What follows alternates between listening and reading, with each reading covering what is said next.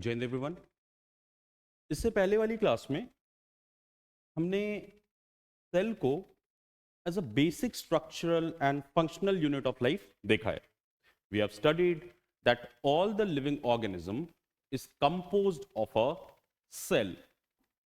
All the living organism is composed of cell. सही बात है। Collection of cell makes a tissue, collection of tissue makes organs, collection of organs make internal organs or organs, and after the collection of organ we get a body. Sirf body? No, a living body. So if we revise the earlier classes, we have understood that cell is the basic structural and functional unit of life. Let's begin. What is cell made up of and what is the structural organization of cell? चलो ये तो हमने देख लिया कि यार cell है ना, ये हमारे लाइवलीहुड को सपोर्ट कर रहा है, well and good. But what exactly it is made up of? ऐसा क्या है जो सेल को बनाता है? तो आज की लेक्चर हमारी होने वाली है, we will study the organelles of cell, the organelle of cell. And without further ado, let's begin.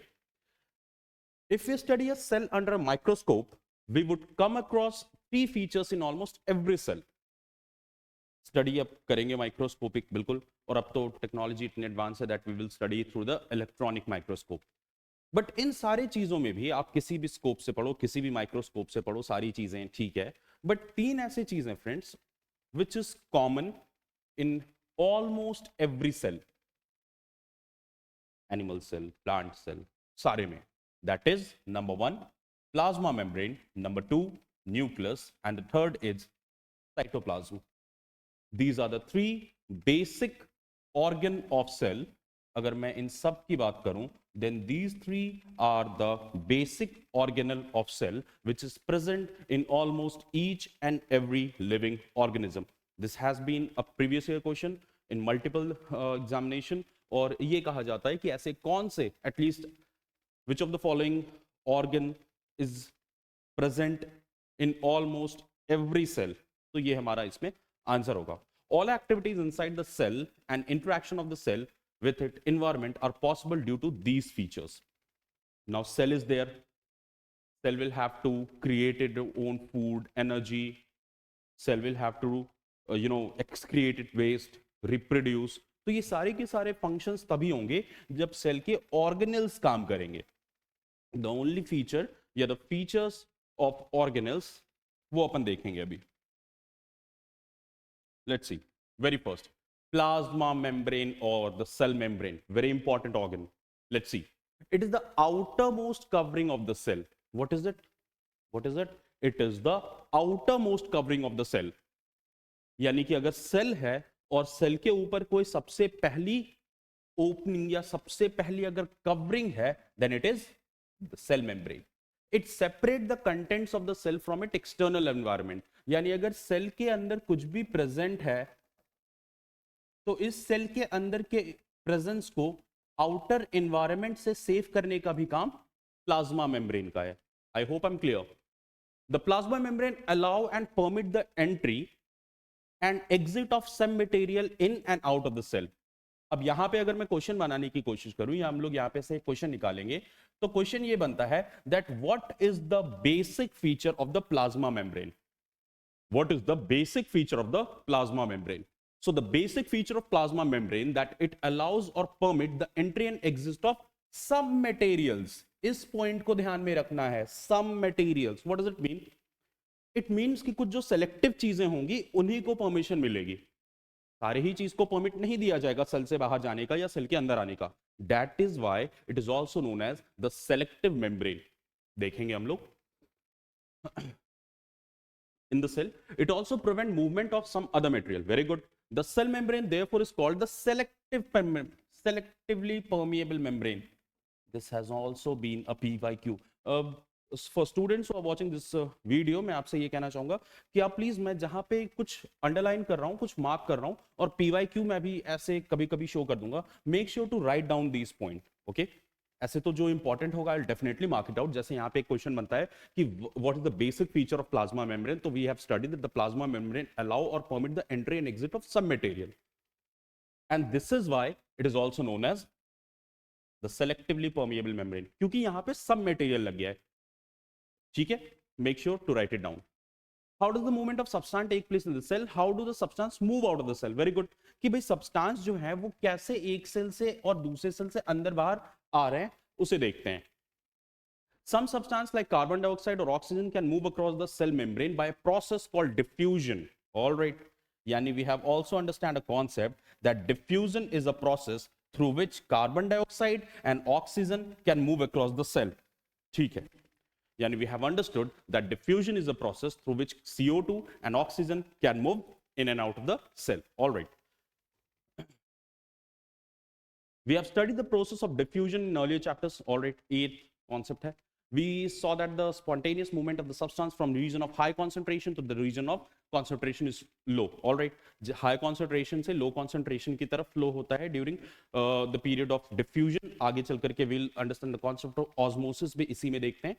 Let's further do. तो अगर मैं इस स्लाइड का अगर मुझे अगर एक रूपांतरण करना हो, if I have to conclude the slide, I will say कि फ्रेंड्स ये जो सेल मेम्ब्रेन है ना, which is also known as plasma membrane, it has got a very basic feature that it allow a very selective material to go inside the cell as well as out of the cell, and this is the reason it is also known as the selective permeable membrane. At the same time, diffusion also happens inside the cell where the carbon dioxide and oxygen move out. ठीक है, let's begin. Something similar to this happens in cell when, for example, some substance like CO2, which is a cellular waste, all right? Yani we have understood that the excretion waste, the cellular waste of a cell is CO2, well and good, and requires it to be excreted out by the cell, accumulating high concentration inside the cell. In the cell external environment, the concentration of CO2 is low as compared to the inside of the cell. ठीक है, यानी कि cellular waste का concentration will be on a higher value. कैसा value होगा? Its value will be higher compared to the outer environment. ठीक है, समझ गए? As soon as there is a difference of concentration of CO2 inside and outside the cell, the CO2 moves out of the cell from region of high concentration to the region of low concentration. Very good. हम लोग देख पा रहे हैं that the diffusion is happening. What is happening? Diffusion. And what is diffusion? We have studied that substances like carbon dioxide, oxygen can move across the cell membrane by a process called diffusion. तो यही तो हो रहा है यहाँ पे diffusion. It is saying that the higher concentration, the CO2 will move out of the cell, and it is done by higher concentration to a lower concentration. And inside a cell, the concentration will be always higher. Similarly, O2 enters the cell by a process of diffusion. When the level of concentration of O2 increase, inside the cell decrease. Thus, diffusion play an important role in gas and exchange between the cell as well as the cell and external environment. Okay, यानी यहाँ पे देख पा रहे हैं that diffusion is a very important role in gaseous exchange. What kind of exchange? Gaseous exchange. It's an important point. Please mark it down. जब आप लिख रहे होंगे कोशिश करें कि आप इसे लिख भी लें साथ में. Water also obey the law of diffusion. ठीक है, the movement of water molecules through such selective membrane is called osmosis. एक कॉमन एग्जांपल होता है कि आप किशमिश को भिगो करके रखते हैं पानी में और वो फूलता है पानी के अंदर. It's a very common example which we follow.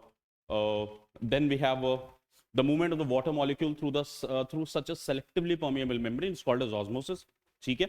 The movement of water across the plasma membrane is also affected by the amount of substance dissolved in water. Thus, osmosis is a net diffusion of water across the selective permeable membrane toward the higher solute concentration. All right, ठीक है. यहाँ तक we have studied the transport. अगर मैं इस दोनों slide की बात करूं तो we have studied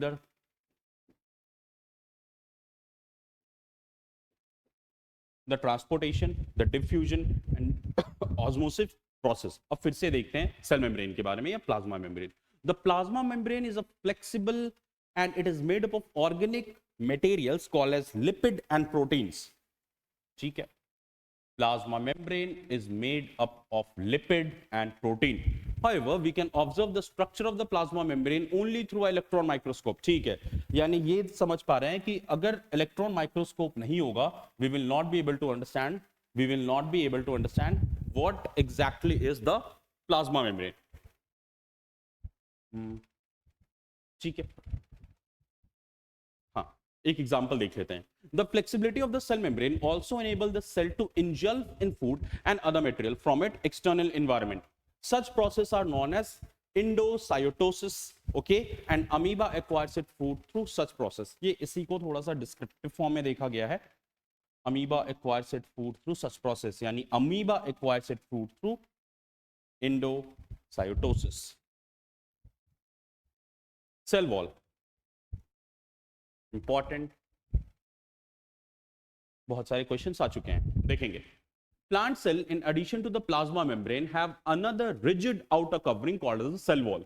The cell wall lies outside the plasma membrane. यानी कि apart from the plasma membrane, it has also got one more layer. And that is the cell wall. The plant cell wall is mainly composed of a cellulose. QIQ. What is the क्या दिया जाता है? What is the basic, what is the basic ingredient of which cell wall is made up of? So cell wall is made up of cellulose. Now cellulose also work in a different function. It has also got a feature. इसके पास एक और feature है कि ये strength भी provide करता है. It also provide a basic strength to the cell wall. अगर हम देखेंगे, complex provides structural strength to plant. ठीक है. When a living plant cell loses water through osmosis, there is a shrinkage of concentration of the content of the cell wall from a cell wall. This phenomenon is called as plasmosis. PYQ. Make sure to write it down. Cell wall permits the cell of plant, fungi and bacteria to withstand very dilute external media without bursting. ठीक है. In such media, the cell tends to take up the water by osmosis. Cell swells, building up pressure against the cell wall. The wall exert an equal pressure against a swollen cell. Because of their walls, such cell can withstand much greater changes in the surrounding medium than animal cell.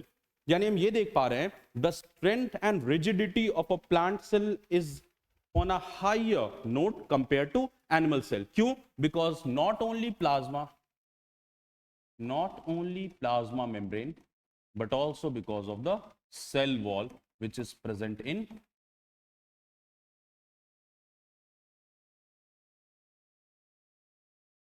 plant cell. All right. Nucleus. अब पहले slide को देख लेते हैं. क्या देखा हमने? That plant cell in addition to plasma membrane have another rigid layer. यानी कि cell wall is present in plant cell. उसके बाद हम देख पा रहे हैं कि it is mainly composed of cellulose. What does the cellulose give? It gives strength to plants. 3 points. Number 4, it loses water through osmosis. ठीक है, आप इसे 4th point में देख लेना. Cell wall permit the cell of plant, fungi and bacteria to withstand very dilute external media without bursting. यानी यहाँ पे बात हो रही है ना strength provide करने की, तो ये इसको इसी point में बेसिस पे डील कर रहा है. Nucleus. The nucleus has a double layered covering called nuclear membrane.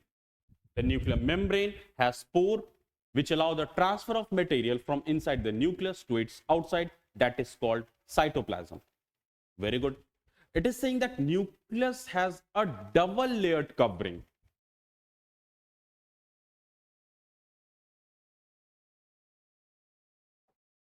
It has a double layered covering. And what is the role of this double layer covering? It is saying that the nuclear membrane has spores. Spores होते हैं छोटे छोटे छिद्र. ठीक है, and it allow the transfer of material from inside the nucleus to outside. Inside of nucleus to outside, and this process is called as cytoplasm. क्या देखा हमने कि न्यूक्लियस डबल लेयर कवरिंग है, और इस डबल लेयर कवरिंग जहां भी covering होगा उसे मेम्ब्रेन कहेंगे. इसके साथ ही साथ हम देख पा रहे हैं कि न्यूक्लियर मेम्ब्रेन में पोर्स होते हैं. पोर्स क्या है? छोटे छोटे, अ वेरी माइन्यूट होल, बहुत छोटे, बिल्कुल माइक्रोस्कोपिक पोर्स की हम बात कर रहे हैं यहाँ पे. इसके साथ ही साथ अब ये करता क्या है? ये जो माइक्रोस्कोपिक पोर्स है ना, जो ट्रांसफर करता है मटेरियल का, कहां से? Inside nucleus to its outside, and this process is known as cytoplasm. important. Yani cytoplasm is a process through which the transportation, cytoplasm is a process through which a transportation of mineral is done from nucleus by a very small and minute pores. The nucleus contains chromosomes which are visible as a rod-shaped structure only when cell is about to divide. यहाँ chromosome होता है कुछ इस तरह से. It's a rod-shaped structure.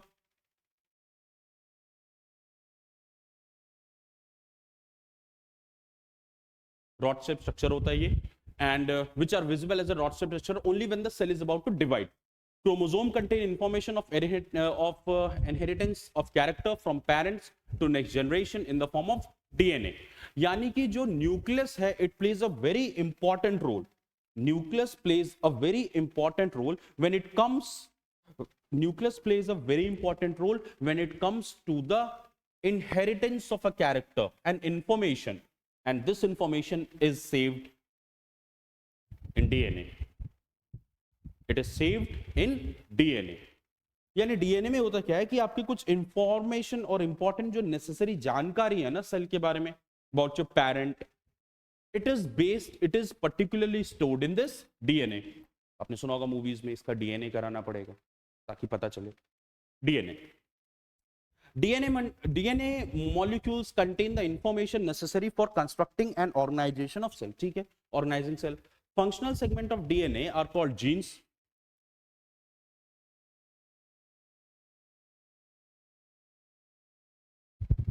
In a cell which is not dividing, this DNA is present as a part of chromatin material. Chromatin material is visible as the incandescent mass of thread-like structure. Wherever the cell is about to divide, the chromosome material gets organized in chromosome. ठीक है, यानी nucleus की अगर हम बात करें पूरी, फिर से अगर स्लाइड को हम लोग देखें तो यहां पे हम बात कर रहे हैं कि nucleus has a double layered covering जिसको हम लोग न्यूक्लियर मेम्ब्रेन कहते हैं. बहुत छोटे छोटे इसमें माइन्यूट होल्स रहते हैं और इसी होल्स के जरिए होता है the transfer of material from inside and outside, and this process is called as the cytoplasm. आते हैं आगे की बात. अगर हम बात करें तो हम ये देख पा रहे हैं कि nucleus also contain chromosomes. Nucleus also contain chromosomes which are a rod like character. कैसा कैरेक्टर है ये रॉड लाइक कैरेक्टर है. And what does this and what is the importance of chromosome. Chromosomes की जब हम बात कर रहे हैं then we are talking about the inheritance property of that particular cell, and this particular property या this particular secret is saved in DNA. Clear है यहां तक की बात. और आगे अगर हम चल करके बात करेंगे तो बात करते हैं जब ऑर्गेनाइजिंग होगा सेल का या डिवीजन होगा तो ये सारा का सारा प्रोसेस होगा by the activeness of DNA, and DNA are called functional segments of DNA are called genes. पहनने वाला जीन्स नहीं है, याद रखिएगा.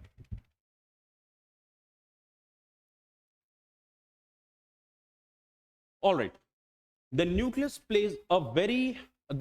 plays a central role in cellular reproduction, the process by which a single cell divides and forms two new cell. It also plays a crucial part along with the environment in determining the way the cell will develop and what maturity by directing chemical activities of the cell. All right. यानी कि जब भी cellular reproduction होगा, cellular reproduction is a reproduction which is done by the cells in a tissue, in body. तो जब भी cellular reproduction होगा, इसमें जो सबसे important cell organelle काम करेगा, that is nucleus.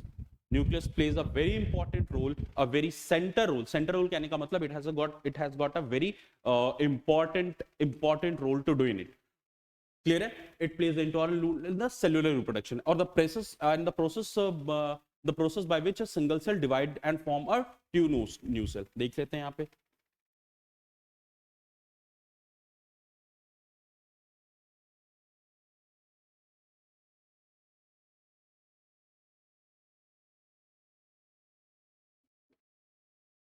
Further division.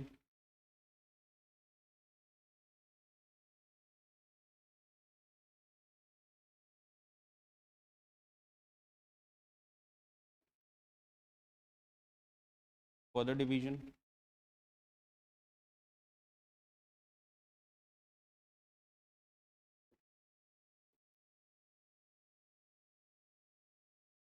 And the whole process has been done by the nucleus. Not the whole process, but a very important process has been done by nucleus. Main cell, और parent cell.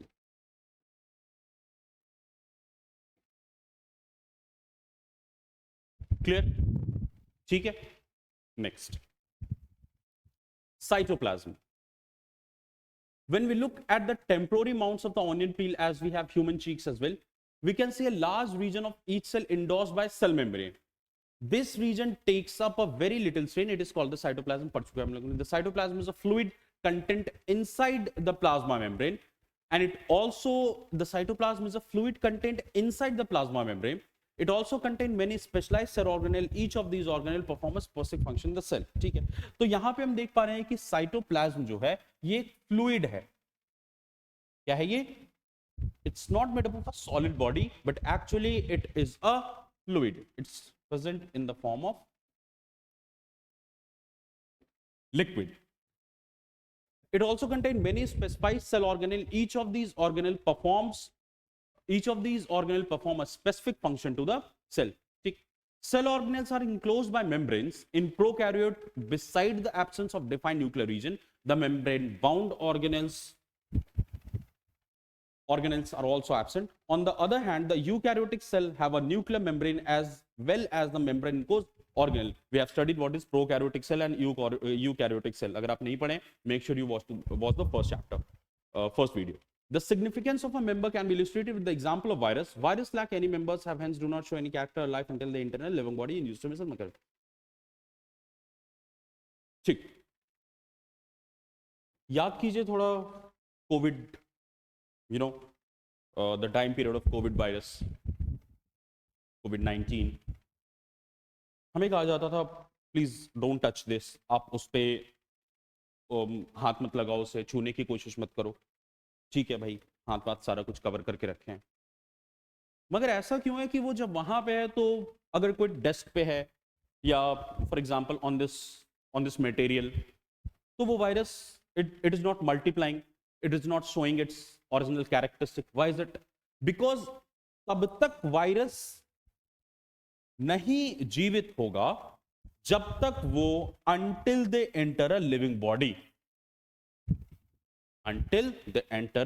body, जब तक वो virus living body में नहीं आते हैं, तब तक वो अपने बेसिक प्रॉपर्टी को इनहेरिट नहीं कर पाएंगे. तब तक जो उनका मेन काम है वो नहीं कर पाएंगे.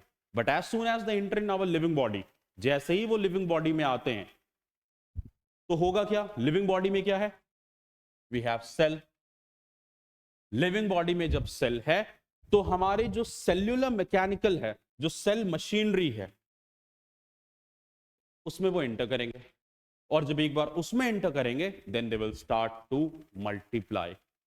और यहां से फिर viral infection, not just the C19, maximum virus will only come into the existence only when they will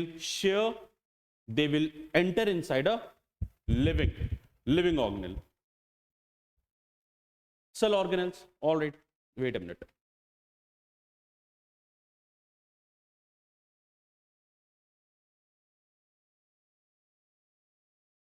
cell organelles.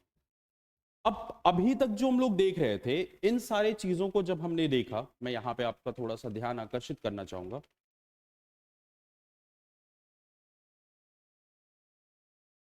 Nucleus, cytoplasm and plasma membrane. तो ये क्या देखें कि ये जो सब हैं, ये सब प्रेजेंट हैं, ये सबके सब प्रेजेंट हैं पहले से. कहने का मतलब है कि ये जो तीन है ना, ये लगभग ऑलमोस्ट एवरी सेल. बट अब हम लोग कुछ ऐसे यूनिक फीचर्स की बात कर रहे हैं. अब हम कुछ वैसे यूनिक सेल्स को पढ़ने वाले हैं, ऑर्गेनल्स को पढ़ने वाले हैं, विच आर नॉट, या जो बेसिक इनहेरिटेंट प्रॉपर्टी नहीं शो करते हैं, और उनको हम थोड़ा अलग तरीके से पढ़ेंगे. देखते हैं. Cell organelles. Every cell has a membrane around it to keep own content separate. External environment, जैसा पढ़ चुके हम लोग. Large and complex cell, including the cell from multicellular organism, need a lot of chemical activity to support their complicated. All right, ठीक है सारी चीजें. To keep these activities of the different kinds separate from each other, these cell use membrane-bound like structure or organelle within themselves. ठीक है. This is one of the feature of the eukaryotic cell. that distinguish it from the prokaryotic cell. Some of these organelles are visible only the electron microscope. ठीक है, आगे हम cell organelle को अब define करके देख लेते हैं थोड़ा सा.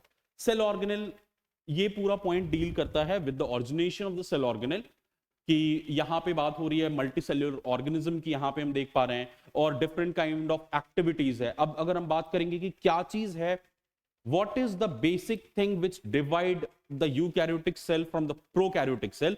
It is cell wall. It is the cell organelle. This is the basic, this is the very basic things which keeps the division between the eukaryotic cell and the prokaryotic cell. Clear है? All right. Previous section में nucleus की बात हो गई है. Now talk about the endoplasmic reticulum, that is also known as the ER. मैं आपको, मेरे पास एक डायग्राम है, मैं आपको दिखाना चाहूंगा. Endoplasmic reticulum, it has endoplasmic reticulum. All right, you can see the smooth endoplasmic reticulum. देख पा रहे हैं आप, ये सारी, ये देखें आप, nucleus, everything is happening over here. इसके साथ ही साथ अगर आप थोड़ा इस तरफ जाएंगे, प्लांट सेल की हम बात कर लें, तो यहाँ पे न्यूक्लियोस की बात हो रही है, साइटोप्लाज्म की बात हो रही है, ये हमने बात की सेल वॉल की, ये बात हो रही है सेल मेम्ब्रेन की, है ना. Cell wall and cell membrane. The cell wall is the outer most covering, but cell membrane, after cell membrane we have cell wall. I hope आपको दिख रहा हो. Nucleus, nucleus, pyroxine, ribosome, amoplast, endoplasmic reticulum. Then you have the Golgi apparatus, chloroplast, very important when it comes to the formation of leaves, and very important when we are studying the plant cell, as well as vacuole, mitochondria, known as the powerhouse of the cell. Animal cell, nucleus, endoplasmic reticulum, nucleus, सारी चीजें हैं. अभी जब एक एक करके हम देखेंगे तो मैं आपको ऑर्गेनल भी डील करा दूंगा. Let's get back.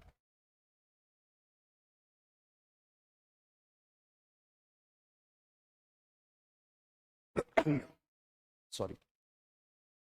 Endoplasmic reticulum. The endoplasmic reticulum is a large network of membrane-bound tube and sheet. It looks like a long tubes. It looks like a long tubules of round or oblong bags. देख लेते हैं. Show कर दूं मैं आपको फिर से.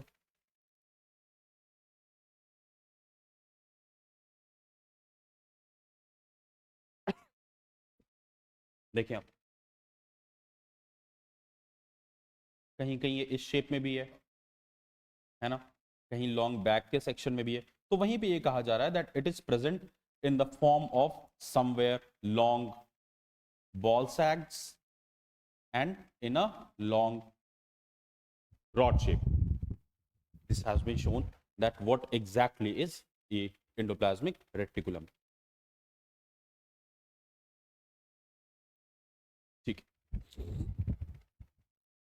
There are two type of ER, rough endoplasmic reticulum RER and smooth endoplasmic reticulum. आपके एग्जाम के पॉइंट ऑफ व्यू से ये इतना ज्यादा एक्सटेंशन, ये this is not a part of NDA, but still the ribosomes. अच्छा फ्रेंड्स, एक बात और है, जब आप ये सारी टॉपिक पढ़ते चले, जब मैं आपको बताता चलूंगा तो मैं आपको ये भी बताऊंगा कि what exactly is important from this point of view. Don't try to mug up whole the thing. ये तो चलो अच्छी बात रहेगी कि आप सारा चीज एक पर्सपेक्टिव तरीके से पढ़ो, बट ऐसा नहीं करना है कि आप सारा कुछ पढ़ लो, ये आया ये भी पढ़ लूंगा, ये पढ़ लिया है, सारा कुछ, ये नहीं करना है. ठीक है, एक थोड़ा सा सिस्टमैटिक वे में we will try to deal with it. ठीक. Smoke in RER looks rough under the microscope because it has a particle called ribosome attached to its surface. Well and good. The ribosomes which are present in all active cell are a site of protein manufacture. यहाँ पे एक important point निकल करके आ रहा है, जो previous year question भी रह चुका है, and it is a very important point. The ribosome which are present in all active cell. कैसे cell? Active cell. यहाँ पे चीज होता है एक important. यहां पे इंपॉर्टेंट चीज होता है, it is a site of protein manufacture. कैसा पॉइंट होता है, किस चीज का साइट है ये? It is site of protein manufacture. यहां पे प्रोटीन का मैन्युफैक्चराइजेशन हो रहा है. कहां पे हो रहा है? In active cell. Next, the manufactured protein are then sent to various places in the cell depending on the need. बिल्कुल सही है.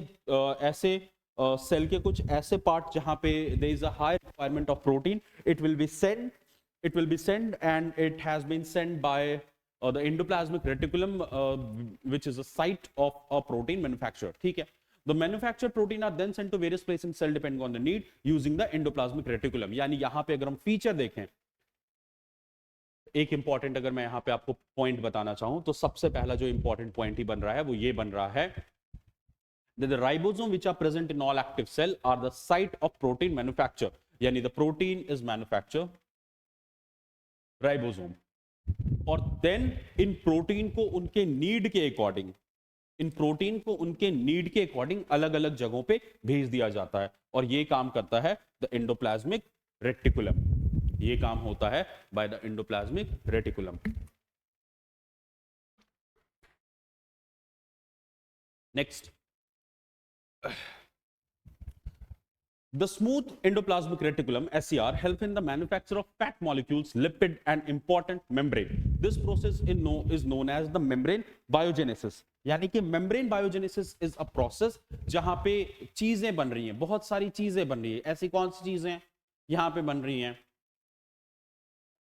Fat molecule, lipid as well as membranes. ठीक है, पॉइंट पूरे स्लाइड का निचोड़, पूरे साइड का summary, that ER is a large network of a membrane bound tube and sheet. जैसा देख चुके हैं हम लोग डायग्राम में, लॉन्ग ट्यूबल्स कहीं कहीं लॉन्ग ट्यूबल्स की तरह दिखे हैं, कहीं पे राउंड और ऑब्लॉन्ग बैग्स की तरह दिखे हैं. ठीक है, ये भी बात सही है. दो तरह के एंडोप्लाज्मिक रेटिकुलम होते हैं, रफ एंडोप्लाज्मिक रेटिकुलम और smooth endoplasmic reticulum.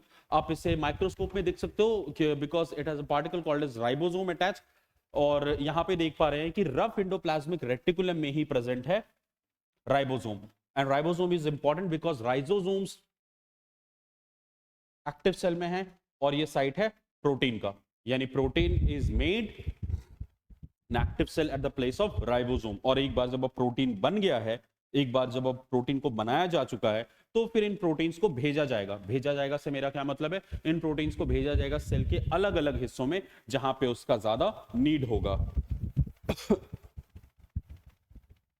Alright, does one function ठीक है, does one function features अभी हम लोग देखें ना, does one function of the ER is to serve as a channel for the transport of material, especially protein. यानी देख पा रहे हैं कि प्रोटीन्स के लिए, किसके लिए? प्रोटीन्स के लिए जो चैनल का काम कर रहा है वो काम कर रहा है हमारा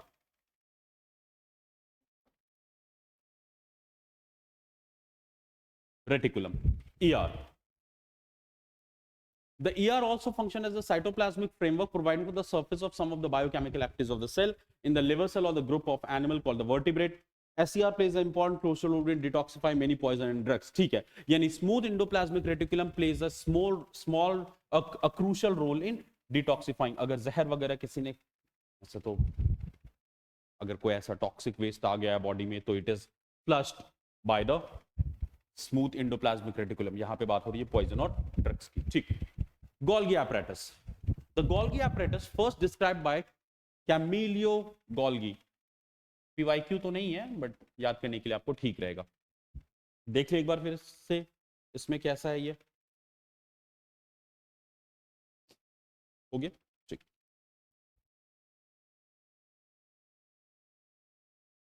Golgi apparatus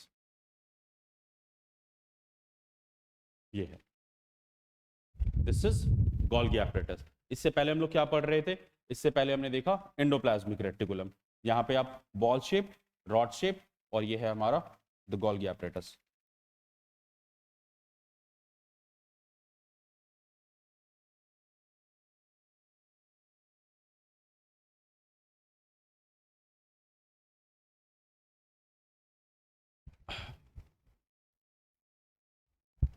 सॉरी जी हाँ, सबसे पहले डिस्क्राइब किया गया था बाय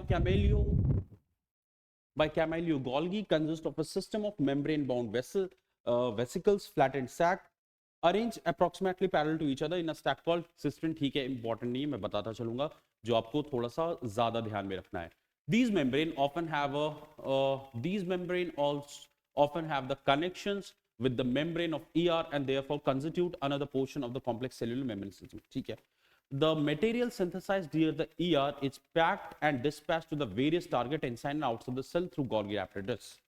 आ गया important point, यहीं पे पता चल रहा है the feature of Golgi apparatus. Feature क्या है? The material synthesized near the ER is packaged and dispatches to the various target inside and outside the cell through Golgi apparatus. Yani the work of Golgi apparatus is to dispatch various targets inside and outside the cell. और वो material कैसे हैं? वो synthesized materials हैं. These are the synthesized materials. ठीक है. Its function include the storage, modification, and packaging of product in vessels. In some cases, the complex sugar may be made up of simple sugar in the Golgi apparatus. The Golgi apparatus is also involved in the formation of लाइबोसोम. अगर हम बात करें feature की, सिर्फ एक important point या दो important point अगर मैं स्लाइड से निकालना चाहूं तो मैं आपको बताऊंगा it was first discovered by Camillo Golgi. Golgi और गोल्गी apparatus का ये काम है कि वो सिंथेसाइज जो मटेरियल सिंथेसाइज्ड हैं और वो पैक्स और डिस्पैच करने का उनका टारगेट होता है inside and outside of the cell, और ये फीचर का काम होता है गोल्गी एपरेटस का. अब तक अगर हम देखें तो फीचर्स या टारगेट या किसी चीज के ट्रांसपोर्टेशन में हम दो से तीन चीजों को देख चुके हैं, सिर्फ इन्हीं को नहीं. अगर हम पीछे भी देखें तो endoplasmic reticulum is also working. Endoplasmic reticulum is also working in the transportation of minerals. और उन मिनरल्स में भी सबसे इंपॉर्टेंट कौन है? मटेरियल्स में भी सबसे इंपॉर्टेंट कौन है? प्रोटीन. एक स्लाइड और अगर हम पीछे अगर हम चले आए तो हम सेल ऑर्गेनल्स की, साइटोप्लाज्म की हम बात कर रहे थे, तो यहाँ पे फ्लूइड कंटेंट्स की बात हो रही थी. यानी ट्रांसपोर्टेशन की बात करें तो इंडोप्लाज्मिक रेटिकुलम ट्रांसपोर्टेशन की बात होती है तो बात होती है प्रोटीन की. When we are talking about the Golgi apparatus we are talking about the synthesized material. Clear? और ये यहाँ पे से ट्रांसपोर्टेशन. लाइसोसोम स्ट्रक्चरली फिर से देख लेते हैं लाइसोसोम कैसा है. We have the lysosome.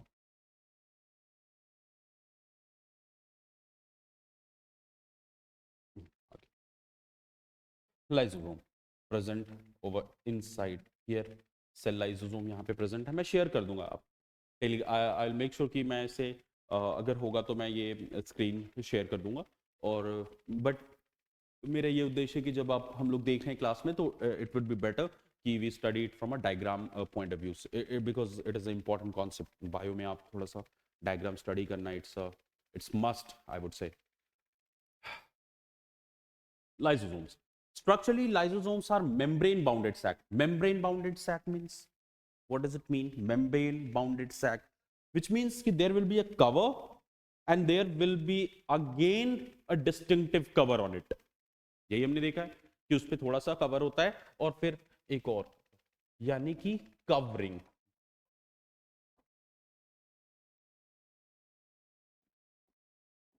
बात हो रही है कवरिंग. ठीक है. Lysosomes are kind of a waste disposable system of the cell.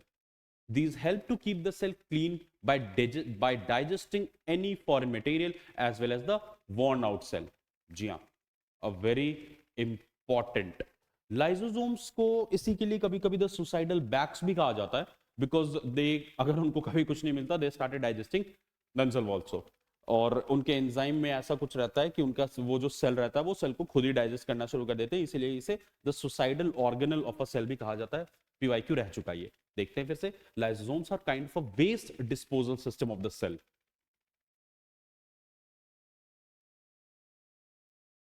Characteristic of lysosome क्या है? Characteristic, it is a waste disposable system of cell.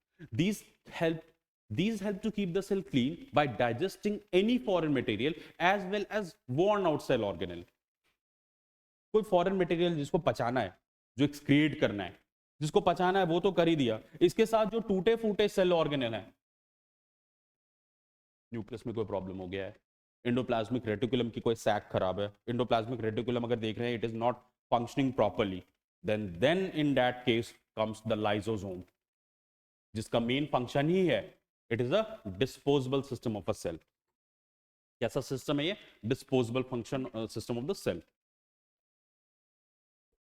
Foreign material entering the cell such as bacteria or food as well as old organelle end up in the lysosome which break complex substance into simpler substance. बिल्कुल ये वही काम कर रहा है जो हमारा our intestine does. We take food, buccal cavity, mouth enter through mouth. इसके बाद फिर it goes into our stomach. उसके बाद lot of breaking happens in the food, large intestine and small intestine, then the process of excretion happens. तो यहाँ पे भी हम देख पा रहे हैं कि इसी चीज की बात हो रही है. Lysosomes break the complex substances into a smaller substances. अब ये complex substances, smaller substances में friends, simplest substances में इसलिए तोड़े जा रहे हैं क्योंकि इसका काम है जाना, इसका काम ही है ऐसा करना, because they contain a powerful digestive enzyme capable of breaking down all the organic matter. ठीक है. During the disturbance in the cellular metabolism, for example, when the cell get damaged, lysosome may burst and the enzyme digest their own cell. Therefore, lysosomes, मैंने कह रहा था अभी हम लोग बात हो रही थी suicidal bags. जी हाँ, कभी ऐसा सिचुएशन आ गया, कभी भी ऐसा सिचुएशन आ जाता है कि सेल में कोई खराबी हो गई, सेल अगर डैमेज हो जाता है तो लाइसोसोम बर्स्ट कर जाता है. और लाइसोसोम जब बर्स्ट होता है तो उसमें एक इंपॉर्टेंट चीज है. उसमें इंपॉर्टेंट चीज क्या है? They contain a powerful digestive enzyme. What does the lysosome contain? Lysosome contains a very hard and a very strong digestive enzyme. और जब ये फूटता है, जब ये लाइसोसोम फूटता है तो वो अपने साथ उन सारे के सारे डाइजेस्टिव एंजाइम्स को भी बाहर निकाल देता है. और एक बार भाई डाइजेस्टिव एंजाइम बाहर निकल गया तो वो क्या करेगा? वो करेगा ये कि it will start to digest his own their own cell. और जब ये प्रोसेस एक बार होने लगता है, in that process we say that lysosome is nothing but suicidal bag. Nothing but suicidal bag कहना बहुत ज्यादा हार्श हो जाएगा, लेकिन हाँ suicidal bags का तो यहाँ पे ये लोग काम करते हैं. Mitochondria again. अगर आप इतनी चीजों में अगर आपको कुछ याद नहीं भी होगा तो I am very sure that you must have remembered this. हम बचपन से ही सुनते आ रहे हैं mitochondria is the power house of the cell, है ना. It is the power house, सारी की सारी चीजें यहाँ पे कंट्रोल हो रही हैं. तो देखते हैं, the mitochondria are known as the power house of the cell. Mitochondria have two membranes covering. The outer membrane is porous, while the inner membrane is deeply folded. Fine. Mitochondria are known as the powerhouse of the cell. No wonder. Mitochondria have two membrane covering. The outer membrane is porous, while the inner membrane is deeply folded, which means that the outer membrane has a very small distinctive pores, chidr, chote. The energy required, these fold increase the surface area for ATP, and the energy required for various chemical activities needed for the life is released by mitochondria in the form of ATP, that is adenosine triphosphate. ATP is known as the energy currency of the cell. The body uses energy stored in ATP for making new chemical compound for mechanical work. यानी कि अगर कहा जाए तो जो सारी की सारी इंपॉर्टेंट एक्टिविटीज हो रही हैं सेल में, या सारी की सारी जो एक एनर्जी स्टोरेशन की चीज हो रही है सेल में, it is all happening by the mitochondria, and it is happening in mitochondria because of this particular thing, adenotriphosphate, which is known as the energy currency of cell.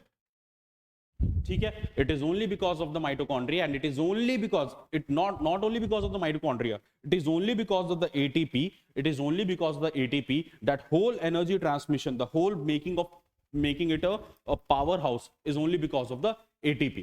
आगे देखेंगे, the body uses energy stored in the ATP for making new chemical compound. बिल्कुल new chemical compound बनाने के लिए भी भाई energy चलेगी. जाहिर सी बात है, कल मैं आपको बता रहा था व्हाट हैपन व्हेन बहुत ज्यादा जब सेल बनने लगते हैं बॉडी में, बहुत ज्यादा सेल बनने लगते हैं बॉडी में, इन दैट केस होता यह है कि ज्यादा सेल बन रहा है, सेल को एनर्जी चाहिए, और वो एनर्जी कैसे लेने लगता है. अब जो हेल्दी सेल है उसके लिए तो ठीक है, हेल्दी सेल है कोई कि भाई चलो मैं यहाँ से एनर्जी ले लिया, बॉडी को इतना एनर्जी चाहिए वर्क करने के लिए, लेकिन मैं चाह रहा हूँ कि मैं इतना एनर्जी बॉडी से लूँ.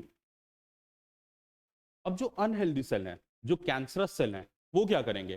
तो कैंसरस सेल ये करेंगे कि जो हेल्दी सेल ने जो एनर्जी लिया वो तो ठीक है, अब वो एनर्जी लेना शुरू करेंगे फिर वापस से हेल्दी सेल से, हेल्दी सेल से भी उनका एनर्जी लेना शुरू करेंगे. बट हेल्दी सेल को सर्वाइव करने के लिए कुछ ना कुछ तो करना पड़ेगा, वो और ज्यादा एनर्जी लेगा. अब वो और ज्यादा एनर्जी किससे लेगा? ह्यूमन बॉडी से. तो इसी के लिए हम देखते हैं कि द पेशेंट्स ऑफ कैंसर वो बहुत ज्यादा वीक हो जाते हैं, बॉडी वेट बहुत ज्यादा कम हो जाता है, वो कुछ भी खाते वगैरह हैं ज़्यादा इफेक्ट नहीं करता उनके बॉडी पे, और है ना, और हम यहाँ पे देख पा रहे हैं that it is all because of the excessive cell, और सेल बन रहा है, सेल बन रहा है और सेल मर नहीं रहा है। सबसे बड़ी बात ये है कि सेल तो बन रहा है, but a cell has to take birth and at the same time a cell has to die. मगर सेल इतना ज्यादा बन रहा है कि जो मरने की कैपेसिटी है, जो मरने का रेट है, सेल के डेथ का रेट खत्म हो चुका है, बिल्कुल लो आ गया है। तो अब जब सेल का जो एक बैड कैंसरस सेल बन रहा है, that will attack on a good body, good cell, और अब जो गुड सेल है वो सर्वाइव ही नहीं कर पा रहा है, इसकी वजह से वो ज्यादा से ज्यादा एनर्जी ले रहा है, और अल्टीमेटली, समझ पा रहे होंगे मैं क्या कह रहा हूं, अल्टीमेटली इससे आगे खैर, mitochondria are strange organelle in the sense that they have their own DNA and ribosome. Therefore, mitochondria are able to make some of their own protein. बिल्कुल, इनके पास अपना खुद का भाई ये अगर आपको याद रखना हो कि what kind of a cell organelle is mitochondria, तो आप याद कीजिएगा कि ये भाई आत्मनिर्भर भारत टाइप के ये हैं। आत्मनिर्भर भारत क्यों है? Because mitochondria are able to make some of their own protein just because they have their own DNA and ribosome. जी हाँ, दे have their own DNA and ribosome, और जिनके पास खुद का डीएनए भी है, राइबोसोम है, they will ultimately make their own protein, and when they are ultimately they are making their own protein, तो हम यहाँ पे कह रहे हैं कि भाई ये अपना काम खुद ही कर रहे हैं। आत्मनिर्भर भारत के अंतर्गत आ रहा है माइटोकॉन्ड्रिया। अगर आपको याद रखना रहे तो आप कुछ इस तरह से याद रख सकते हैं। We are getting to the last point. Plastids की अगर हम बात करें तो सिर्फ प्लांट सेल में रहते हैं, इंपॉर्टेंट पॉइंट पीवाईक्यू। अगर हम बस इसकी बात करें तो ये कलर्स वगैरह की बात करते हैं, ल्यूकोप्लास्ट वगैरह है, इसमें देख लेते हैं। Chromoplast which is a colour plastid and leucoplast white और colourless plastid. Chromoplast contain a pigment called as chlorophyll. Pigment chlorophyll are known as the chloroplast. अगर आप क्लोरोफिल का नाम सुन रहे होंगे तो आपको थोड़ा सा याद आ रहा होगा द फोटोसिंथेसिस, और अगर आप वही सोच रहे हैं फोटोसिंथेसिस के बाद बात अगर आप सोच रहे हैं तो आप बिल्कुल एक सही ट्रैक पे हैं, और इसलिए हम देख पा रहे हैं कि ये सिर्फ प्रेजेंट होते हैं only in the plant cell.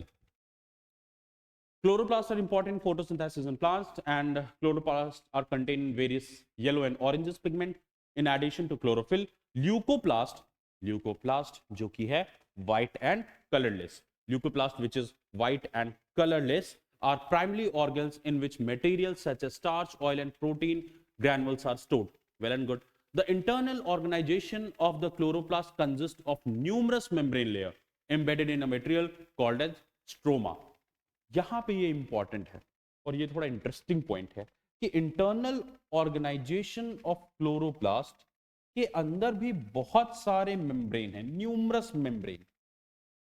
क्या है? बहुत अलग अलग टाइप के मेम्ब्रेन हैं, और जब ये सारे के सारे membrane on the layer deposit होते हैं, when each and every one is depositing on a layer, on one layer, it is called as stroma.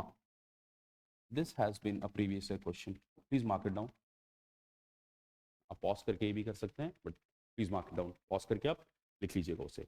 These are simple to mitochondria in external in structure like the mitochondria. Plastid also have their own DNA and ribosome, यानी दो cell organelle, यानी कि दो cell organelle जिसमें हम देख पा रहे हैं that they have their own DNA, they create their own protein, are the plastids and mitochondria. याद क्या रखने वाली चीज है? That plastids will only occur in the plant cell because of the fact that they have these chromoplast, the colored plastids, and leucoplast which is white and colorless plastid. और जब बात कर रहे हैं, हम जब बात करते हैं प्लास्टिड्स की, हम बात करते हैं क्लोरोप्लास्ट की, क्रोमोप्लास्ट की, तो हम बात करते हैं ग्रीन पिगमेंट की, क्लोरोफिल की, क्लोरोफिल की बात करते हैं, और जब हम बात करते हैं क्लोरोफिल की तो हम बात करते हैं फोटोसिंथेसिस की।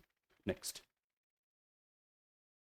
This is the final, very final part, vacuoles. एकदम बड़ा सा आप देखें, एकदम जबरदस्त, ये देखिए आप, है ना, बिल्कुल किसी पके हुए पपीते की तरह बड़ा सा, बिल्कुल।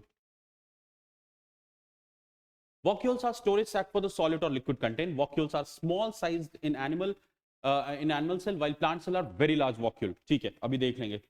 एनिमल सेल में बिल्कुल छुट्टू सा होता है, आप अगर उसमें देख लेंगे वो वैक्यूल आपको यहाँ पे दिख रहा है, these are very small.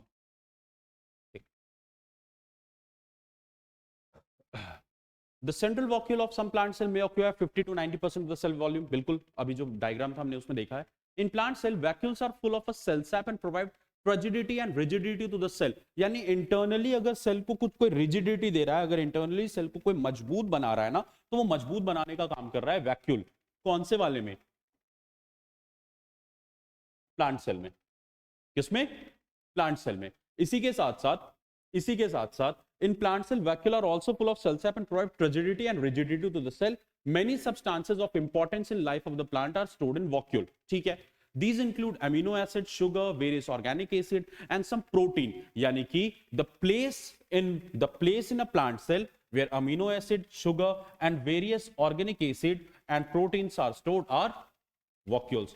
और जाहिर सी बात है, यही बात है, इसीलिए कि सेल का इतना ज्यादा सरफेस एरिया अगर ये कवर कर रहा है तो इसमें कोई हैरानी की बात हमें नहीं होनी चाहिए। The food vacuole contains the food item that amoeba has consume, ठीक है। In some unicellular organism specialized vacuole also play important role in expelling excess water and some waste from the cell, यानी ये कि ये cell से excretion का भी काम कर रहा है, बट बहुत बहुत ज्यादा ऐसा नहीं है, कुछ यूनिसेलुलर ऑर्गेनिज्म में हम ये बात देख पा रहे हैं। Each cell does acquire its structure and ability to function because of the organization of its membrane and organelle in specific way. The cell thus has the basic structural organization. This helps the cell to perform its function. यानी कि अगर हम बात करें कि cell अगर काम कैसे कर रहा है, तो cell is working on the basis कि उसके पास एक defined structure. Cell is working on the basis because it has a unique cell organelle. Cell is working because of the organisation and its organelle. ये सब कुछ इस तरह से अरेंज है सेल के अंदर कि इनका काम चल पा रहा है। अगर ये नहीं होगा तो ये काम भी नहीं कर पाएगा, और जब ये सब नहीं हो पाएगा तो ये नहीं हो पाएगा। क्या नहीं हो पाएगा? तो हम इसे ये नहीं कह पाएंगे। यहां पे देखें, अगर हम बात कर लें, लास्ट के पॉइंट को देख लें, the cell thus has a basic structure organization. This helps the cell to perform functions like respiration, obtaining nutrient, clearing of waste material or forming new protein. Thus the cell is the fundamental and structural, ठीक है लिखा हुआ है, fundamental structural unit of living organism. It is also the basis of function of life, functional unit of life. Cell नहीं होगा, बिल्कुल सबसे ज्यादा जो माइन्यूट चीज है बॉडी में वो नहीं होगा। और जब सेल ही नहीं होगा तो बहुत सारे सेल मिलकर के किस तरह से टिश्यू फॉर्मेशन करेंगे। जब टिश्यू नहीं होगा तो कोई, ठीक है एक मिनट, जब टिश्यू नहीं होगा तो कोई ऑर्गन, मैं हर्ट बना रहा था लेकिन फिर मुझे पता चला कि वो बहुत ज़्यादा डीपली हो जाएगा तो मैं वो बनाने लगा हर्ट, जो आप ज़्यादातर देख पा रहे होंगे आजकल। खैर, और जब ऑर्गन आ गया तो यहाँ पे हमारा बन गया बॉडी। बॉडी की बात कर रहे हैं, we are talking about the living body. लेकिन ये सब पॉसिबल तब नहीं होगा ना जब इस सेल में ये सब काम नहीं होगा। क्या नहीं होगा? रेस्पिरेशन नहीं होगा, न्यूट्रिएंट नहीं हो पाएगा, क्लियरिंग वेस्ट नहीं हो पाएगा, प्रोटीन उनका नहीं बन पाएगा, ट्रांसपोर्टेशन ऑफ मटेरियल्स नहीं हो पाएगा। और इन सबको करने के लिए वी नीड सेल ऑर्गेनेल्स। और जब ये चीजें होंगी तो सेल का निर्माण होगा, फिर बॉडी का निर्माण होगा। यानी each and everything is dependent upon the working of cell and working of cell organelles. कल के टॉपिक और आज के टॉपिक को अगर हम मिला दें तो सेल का हमारा पार्ट यहाँ पे खत्म होता है।